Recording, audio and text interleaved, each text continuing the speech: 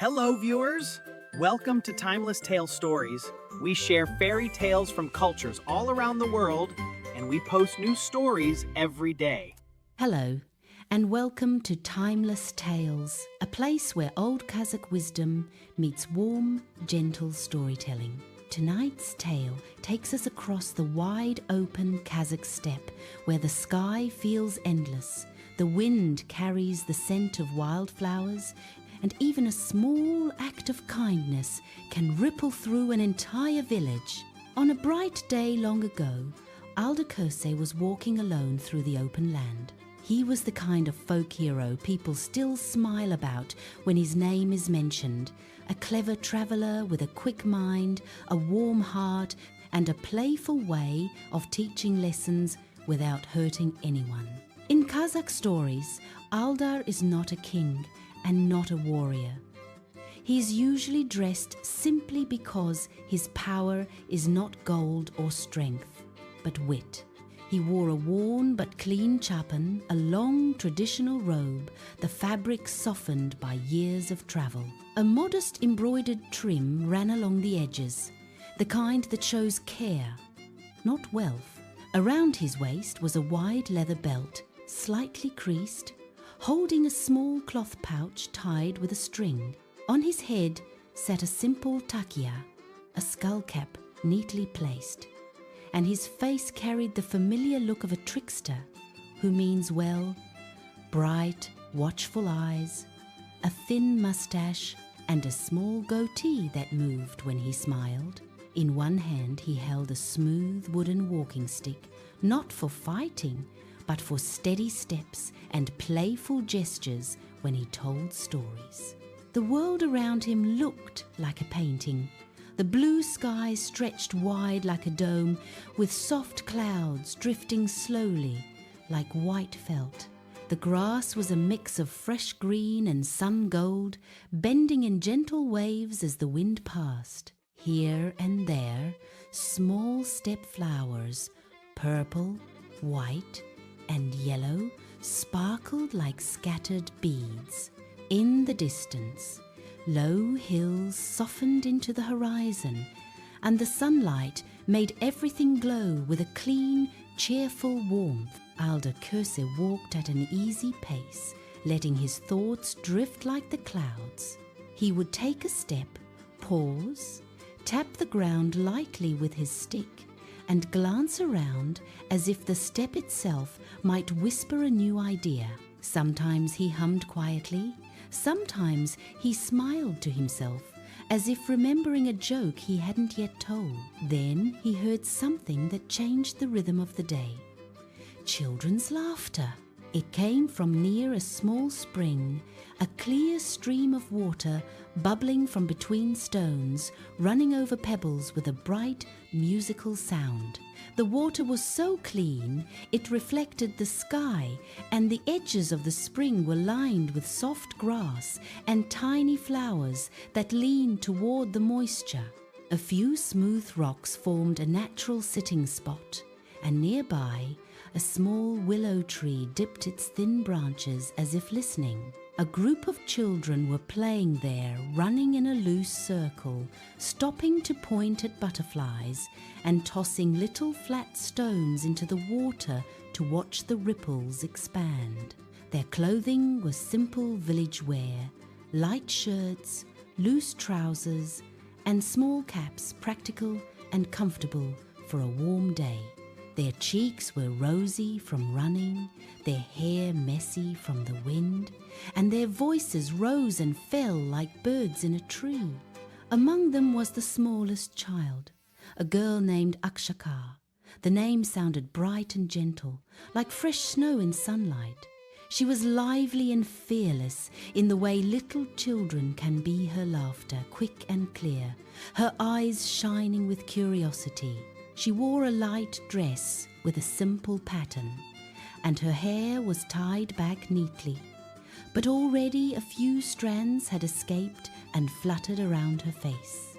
Every time she jumped, the hem of her dress lifted slightly, and she landed with soft feet like a sparrow hopping on the ground. Akshakar began a little game of her own. She hopped from one patch of flowers to another, careful not to crush them, and each time she reached a new cluster, she bent down, cupped her hands as if speaking a secret, and called out joyfully, "I love you," to the blossoms. Then she would spin once, arms wide, and jump again higher than the other children expected from someone so small. Aldar Kose stopped at a respectful distance, leaned lightly on his walking stick, and watched with a growing smile. You could see it in his face. His eyes softened, the corners of his mouth lifted, and he gave a quiet chuckle that sounded like a friendly drumbeat in the calm air. After a moment, he walked closer. His steps were unhurried, heel, toe, so he wouldn't startle the children. He lowered himself onto a smooth rock near the spring, the chappan folding under him in heavy, comfortable layers. He rested his stick against his knee and looked around as if he had arrived at a tiny festival. Akshakar noticed him first. She paused mid-hop, tilted her head, and smiled as if she had recognized a character from a story. Aldar greeted her with the warm confidence of someone used to meeting strangers. "Peace to you, Akshakar," he said kindly. "I am Aldar Kose, and I must say, your jumping is truly impressive." Akshakar's face lit up. She ran to him in quick small steps, her shoes tapping softly on stone and grass. "Hello, Aldar Kose," she said. "I've heard stories about you. They say you're very smart." Aldar laughed, not a loud laugh, but a bright, friendly one. He lifted his stick slightly and made a playful little bow with his shoulders, like a traveling storyteller greeting an audience. "Smart," he said teasingly. "Well, I do keep one or two ideas in my pocket. But your joy is stronger than any idea. Tell me, little one, why are you so cheerful today?" Akshakar thought carefully. You could see her eyes move as she searched for the right words. And then she spoke with surprising confidence. "My parents told me," she said, "that if you want to overcome hard things, you must keep your heart light. So I try to give everyone happiness." Aldar's smile grew quieter, more respectful. In Kazakh culture, wisdom can come from elders, but it is also honored when it appears in the young, because it means the future will be kind. Aldar nodded slowly, as if placing her words into his memory. Before he could answer, a sudden sound cut through the laughter, soft at first, then painful, a child's crying. From the path leading to the spring, a poor boy ran toward them, holding a small bunch of flowers. His shoulders were shaking, his nose red, and tears streaked down his dusty cheeks. He clutched the flowers tightly, as if they were the last valuable thing in the world. Aldar rose from the rock immediately. He stepped forward with gentle urgency, quick enough to help, calm enough not to scare the boy further. He lowered himself slightly so his eyes were closer to the child's height. "Tell me, little brother," Aldar said softly. "What happened? Why are you crying?" The boy tried to speak, but his words broke. He swallowed, wiped his face with the back of his sleeve, and finally forced the sentence out. "My mother is very sick," he said. "I wanted to bring her flowers, but nobody will give me enough. I only have a few. I don't know what to do." The children fell silent. Even the spring sounded quieter, as if listening. Akshakar stepped closer. Her playful energy shifted into something tender. She looked at the boy's small bunch, then looked at the surrounding meadow where flowers grew in abundance, and you could see a question appear on her face. If the world has so much beauty, why should anyone go without comfort? Aldar Kose glanced at Akshakar, and in that glance, a plan was born. One of those plans Aldar was known for. Clever, light, and helpful. Not a plan to take from the weak, but a plan to gently untangle a problem. Akshakar, Aldar said. Shall we help him? Akshakar nodded instantly. Yes, they moved like a small team. Akshakar ran to the meadow, hopping carefully between flowers so she wouldn't damage them. She picked blossoms with respect, pinching the stem lightly, twisting gently so the plant would survive. She chose bright colors and soft scents, flowers that looked like sunshine and hope. Aldar, meanwhile, used his greatest tool, words. He walked to the other children and spoke in a voice that sounded like a game. Friends, he said, today we will play a special challenge.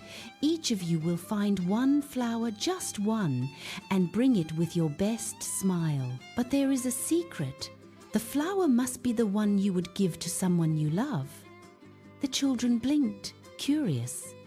Aldar continued, his eyes shining. And whoever brings the flower with the kindest heart, he said, will receive the greatest prize of all. A story so funny you will laugh even in your sleep. That did it. The children giggled, then scattered across the meadow. You could see their small hands moving carefully, their faces turning serious with purpose. Even the boys who had been teasing moments earlier now focused, because Aldar had turned kindness into a shared adventure. Akshakar gathered flowers into a neat bundle, tying them with a thin grass ribbon. She pressed the stems together, adjusted them, and made the bouquet look like a little celebration. Aldar helped by stripping a longer blade of grass, twisting it into a stronger cord, and wrapping it around the bouquet so it wouldn't fall apart. When the children returned, each held one flower. Aldar praised every single one because, in that moment, praise was not for winning, but for participating in kindness. He then knelt beside the crying boy. Here, Aldar said, placing the bouquet into the child's hands. This is for your mother. Take it to her quickly and tell her the village still has a warm heart. The boy stared at the flowers as if he couldn't believe they were real. His crying stopped. He inhaled sharply, then smiled small at first, then wide.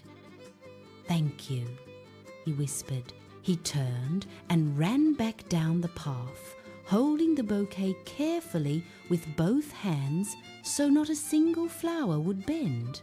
The meadow's laughter returned, but now it sounded different, cleaner, kinder, as if the wind itself had learned a new tune. Akshakar looked up at Aldar and said softly, "Being joyful is important."